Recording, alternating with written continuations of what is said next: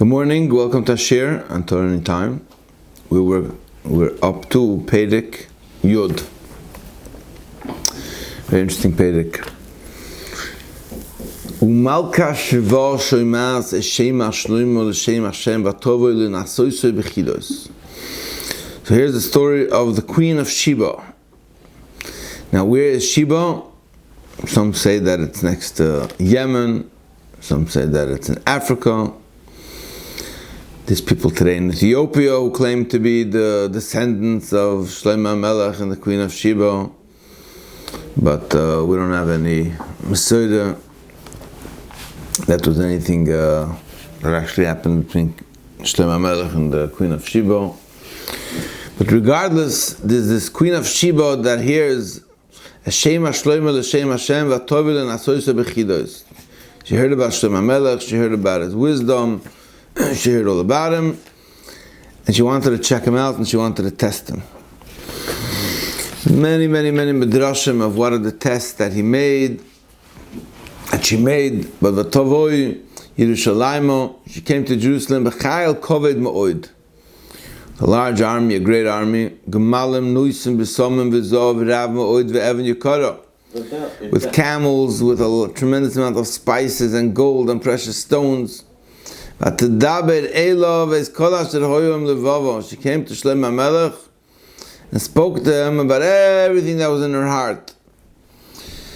She had many different riddles. And Shlomo answered everything that she wanted to hear, all the questions that she asked. And he had all the riddles. If you look in the Medrash, some riddles are easy to understand, some riddles are not. But you know, from the famous ones is that she had there. She brought along boys and girls who looked the same and they were dressed the same. And he asked her to, the Medrash says, and she asked him to figure out which ones were the boys and which ones were the girls. And he gave them nuts and like toasted grain, kaloyos, to play with. And the boys gathered it in their cloak or in their dress or whatever they were wearing, in the garment. They all looked the same. And they lifted it up and they turned it into like a pouch. And the girls wrapped it up in their scarf because they didn't want to expose themselves. Or when they threw down things to the floor, the boys bent down and the girls kneeled down. That means there's intrinsic differences between males and females, and that just psychologically and the way that their body language and the way how they do things, that's how he was able to differentiate them. Then the Medrash says that she asked him that she brought men and she wanted to know who had a bris milah and who didn't, and he put them in front of the Aron, and the ones who didn't have a bris milah fell before it. So Pashup Pshat is that it was a moifis, that it was a nes, but it's also psychological. It's like a Ganav Brent Sittel, on the Ganav the hat burns. That very famous story. He said whoever stole that on the Ganav, on the thief, his hat burns. That was once a thief in town, and he didn't know how to catch him. And then the wise man or the king brought everybody together from the whole town. And in the middle of his whole speech, he yelled on the thief, the hat is burning. And there was one guy who grabbed his hat off, his head, because he was the Ganav. That means he was afraid that his hat is burning, even though his hat wasn't, but he was the one who grabbed his hat. So when you test a whole bunch of people and you put them in front of, you tell half of the oilam to say that the other is going to test who is circumcised and who is not. The ones who aren't, they fell before it. They fell to just because they knew that they weren't circumcised. How do we know that claim that Shlomo and Sheba did anything is not true? Maybe they kept the secret through the generations. How should I know? We don't know. We don't have. It doesn't say anything. It does not say anything enough about it, and it's not mentioned. but maybe there is Midrashim. Matera Malka Shva is called Chachma Shloime V'Abayis Asher Bana. And Matera Malka Shva is called Chachma Shloime V'Abayis Asher Bana. And she saw all of the wisdom what Shlomo Melech built. He built this gorgeous, beautiful palace. Machal Shulchano Moshe V'Avodo V'Mamed Rishorto V'Malbushuseim V'Nashko V'Oivachto Asher Yala Beis Hashem V'Lehoy V'Oid Ruach. She was so, she saw all the feasts that Shlomo Melech prepared, and she saw the whole system of how it worked. And she was like, V'Lehoy V'Oid Ruach means she realized that her wisdom was insignificant. It was nothing compared to Shlomo Melech. Tomer el HaMelech, Emes hoy ha'davar asher shemati ba'artzi al devarecha v'achacham secha. So she tells the king, it's true. All the things that I heard is true. I didn't believe in it until I came here myself. My eyes saw it. They didn't even tell me half.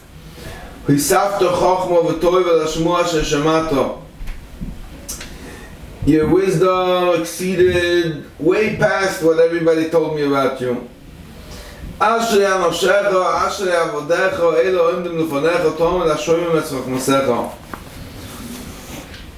lucky, how blessed are the people, your servants, the people standing around you are listening to your wisdom.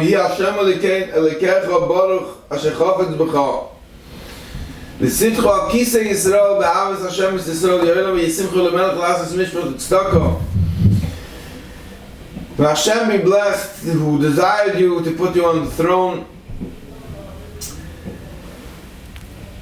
Which means that this means this Queen of Sheba, what's the message over here? That the Queen of Sheba, which is representing all the people of the world, who witnessed Shlomo Melech's wisdom, the effect of them realizing Shlomo Melech's wisdom is they came to realize how great Hashem is. Which means Shlomo Melech's wisdom brought you to comprehend like a wow about God, not a wow about Shlomo. Because when she came to bless Shlomo, she didn't say, wow Shlomo, you're the purpose and you're the point. She said, Ashrei Anoshecha, Ashrei Avodecha, Elohim Lefonecha, Hi'azavai Elikecha Baruch. May God, your God, be blessed. Asher Chafetz B'chol. I mean, she came to realize that Hashem was the one who bestowed him with his great wisdom. Vatitan HaMelech Me'av V'Esrem Kikar Zav V'Samim Arbe Me'oid. She gave 120 talents of gold of Samar Me'oid, the Evan Yekara. It was never such a, just the smell of the perfumes were great. There was never such a tremendous ashiris of what she gave Shlomo HaMelech. V'gam oni chiram asher noso zav ma'oifer evi ma'oifer atzei al mugam harbe me'oid. The Evan Yekara. So Hiram had these Hiram we spoke about had these ships, he had these boats that Shlomo Melech had like a shipping industry together with him. And he brought coral. He brought Atzei al Mugam Harbe Me'oid Ve'evan Yekara. Vayas HaMelech es Atzei al Mugam Misav Lebeis Hashem Lebeis HaMelech V'chinoris V'nevalim Hashorim Le'bochen Eitz al Mugam Le'nira Ad HaYom Hazeh. So they made these Atzei al Mugam, which he translates as coral. He brought precious stones. Sandalwood, I don't know what that is. Yeah, some type of wood. It seems like it's like wood from the water, but coral, it seems like under the water. It's like trees beneath the water, or it's like plants beneath the water. At least it looks that way. Regardless from that, they made all different types of kalim. They made different kalim from this Atzei al Mugam, whatever it is. And it was an exotic, exquisite type of a material that was used to create wonderful instruments and wonderful objects. And he also built this staircase. He built this moedic staircase that was never seen before. V'Melech Shlomo nason l'malcha shvo es kol chefto asher shal l'milvad shenason of Yad HaMelech Shlomo v'teif v'teif v'chavso hiva v'del. So Shlomo HaMelech gave to the Queen of Sheba everything she asked for. Besides that, he gave her tremendous matanas, he gave her gifts. And then she went back. She went back to her kingdom. And the weight of the gold that came to Shlomo 1 year was 666 kikazov, which is tremendous amount of gold. And besides all of the merchants and shopkeepers and all of the kings who were in the surrounding areas who were constantly giving gifts and constantly there was taxes that was going back and forth.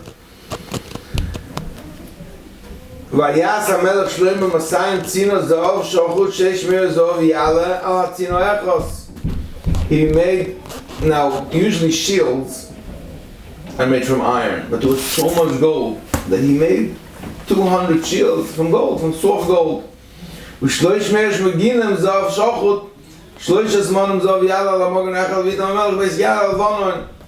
And then he made 300 regular shields of soft gold.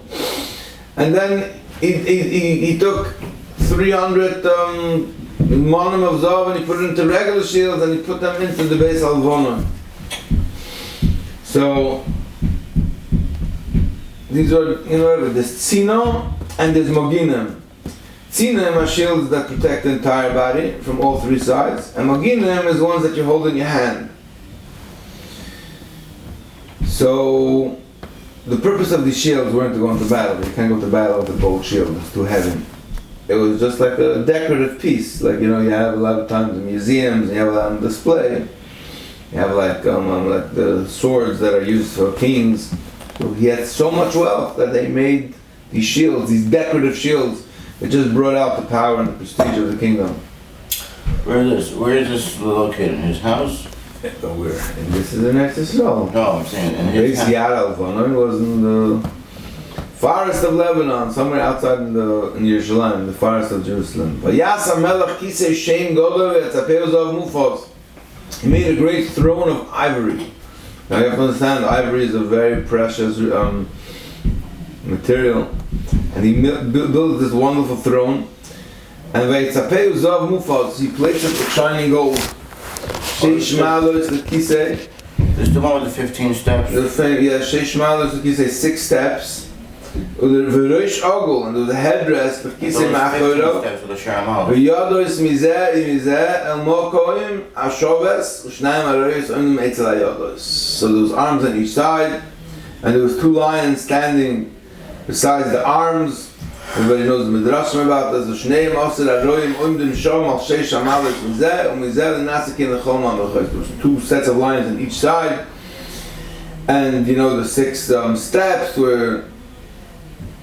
are the commandments that a judge has to keep,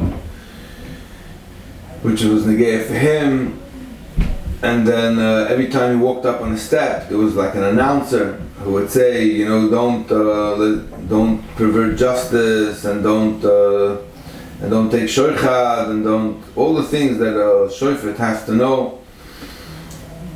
Anyway, it was a fascinating throne. It had a lot of mechanisms, and the madrashim are busy of what has to happen. Everybody knows the story that later Paran Choy captured it, and then he tried to walk up, and then Nebuchadnezzar tried to come up, and everybody tried to take his throne later, but nobody was able to actually sit on it, which means that it was a throne designed for him, and nobody was able to replace him or the wisdom that Shlomo Melech gave out through it. All of his drinking vessels were made from gold. And all of the vessels of the base Yad Alvonon of the house in the forest of Lebanon was pure gold. In Kesef, there was no silver, because silver was valueless relative to this place of gold. In Kesef, silver was worthless.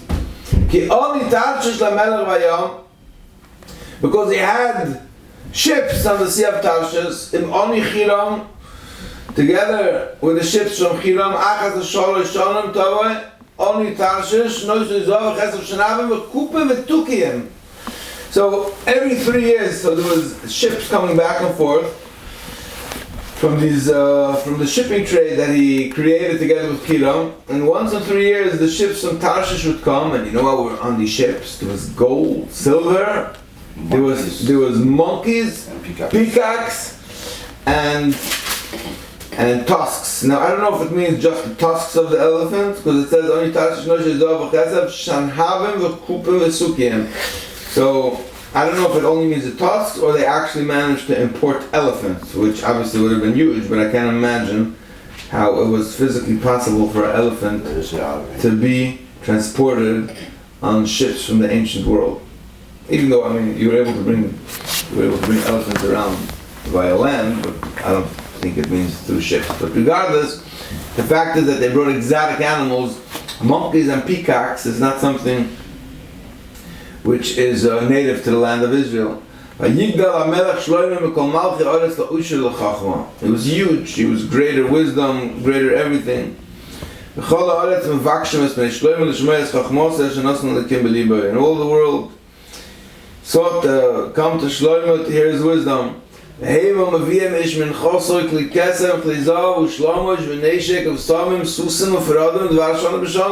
bringing tremendous amounts of gifts. Silver, gold, clothing, weapons, spices, horses, mules, and it was just growing and growing and growing. Vayeser Shlomo Rechev ufroshim vayilo 1,400 rechev u12,000 froshim yanchim b'orei rechev v'mamelech v'Yerushalayim. He had 1,400 chariots, 12,000 horsemen. Now this is where the problem starts, because the king is not allowed to gather. But anyway, he gathered a lot of horses. He made silver in Jerusalem in those times were like stones. You ever went to in the old city? You ever saw how they have the menorah, that they made this replica from the menorah in the Rava Yehudi over there on the way down to the Koisel? Cool. So, you know how it's protected? So they have this like lucite or glass enclosure around it. But but it's just, you know how much it costs to build this menorah? You know how much it's worth, the gold in this menorah? Probably humongous amounts of money, probably millions of dollars. I don't know, probably I would imagine in today's, it's worth probably $4 or $5 million at least. Yeah.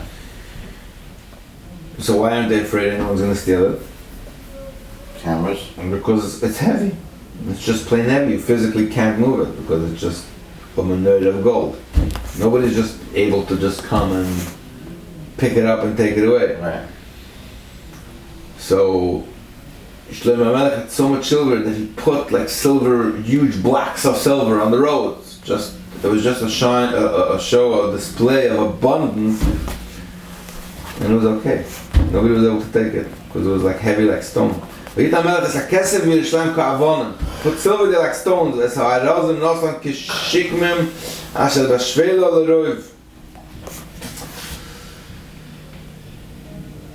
Yeah, this is how all the problems what happened. Anyway, cedar trees were in abundance.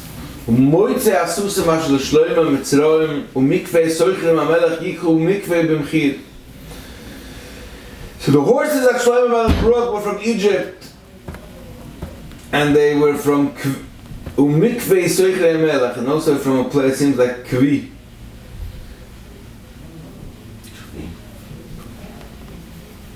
I don't know. The point is that there was these merchants, that this is what this mikveh means. Umikvei Soichrei Melech. Like a conglomerate of Soichrim that had the rights to sell the horses. It was like almost like a friend, like you owned the rights. You had the license, you had the rights in order to be able to sell the horses.